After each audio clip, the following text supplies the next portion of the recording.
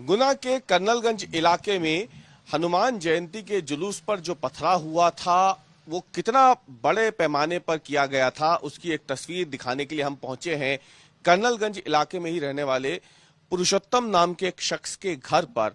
आप देखिए सामने वो जो है वो मस्जिद है जहां पर इस पूरी घटना की शुरुआत हुई थी।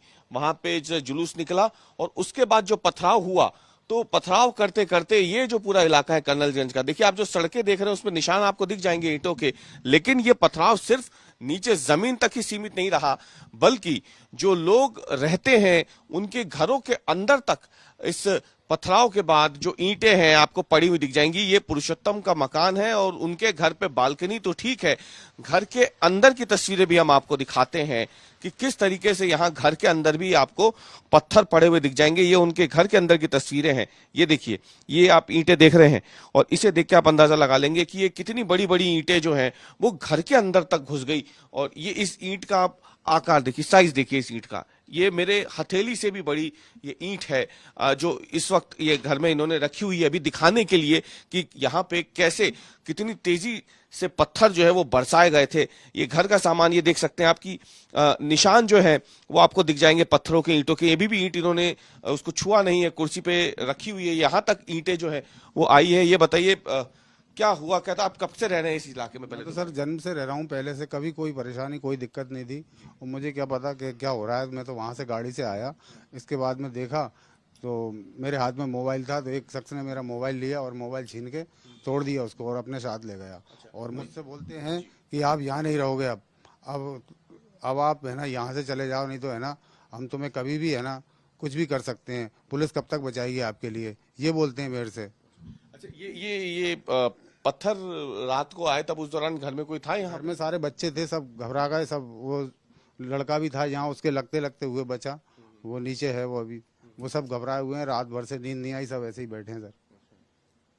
तो अंदर तक पत्थर आ गए, मतलब कितना पत्थर बरसाया था? इतना कितने पत्थर फेंके इन्होंने, बहुत इतने फेंके कि वो कुछ कहो मत, ही आप कह नहीं सकते। किसी इतनी स्थिति खराब थी कि यहाँ तो हम तो घर से बाहर ही नहीं निकल सकते थे और अंदर इधर चले गए।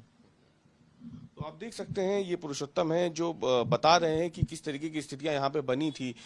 ये तो काम खत्म करके वापस ही आए थे और उस दौरान ये पूरा घटनाक्रम हो गया। इनका मोबाइल भी तोड़ दिया गया है, इन्हें धमकियां भी दी गई हैं, लेकिन इन सब के बीच में जो तस्वीरें हैं वो हैरान करती है कि पथराव किस बड़े पैमाने पे हुआ, कितनी तेजी से हुआ था कि घर के अंदर तक। आप देख सकते हैं कि दरवाजे का साइज जो है बहुत ज्यादा बड़ा दरवाजा नहीं है, लेकिन जिस तेजी से पत्थर फेंके गए वो पूरे घर में अंदर बिखरे पड़े हैं। और ये तस्वीरें साफ तौर पे गवाही दे रही है कि क्या स्थितियां बन गई थी और कैसे ये पत्थर जो है यहाँ पे इस तरीके से जुलूस के ऊपर फेंके गए। ना केवल जुलूस के ऊपर फेंके गए बल्कि फिर उसके बाद जो इलाका पड़ता है कर्नलगंज का, उसमें रहने वाले जो घर हैं, दुकानें हैं, उन पर भी जबरदस्त पथराव और तोड़फोड़ हुआ है। कैमरामैन प्रतीक के साथ रवीश पाल सिंह, गुना। गर्मियों की छुट्टी होने वाली थी, मेरे पापा आने वाले थे, तो हम लोग सभी खुश थे। तो मैं एक बेड पे चढ़ के डांस कर रहा था, लेकिन वो पहले ही आ गए। फ्रीज। तो मैं उस समय तो कंटिन्यू नहीं कर सकता था, तो फ्रीज फ्रेम टाइप का हो गया। कसम पैदा कर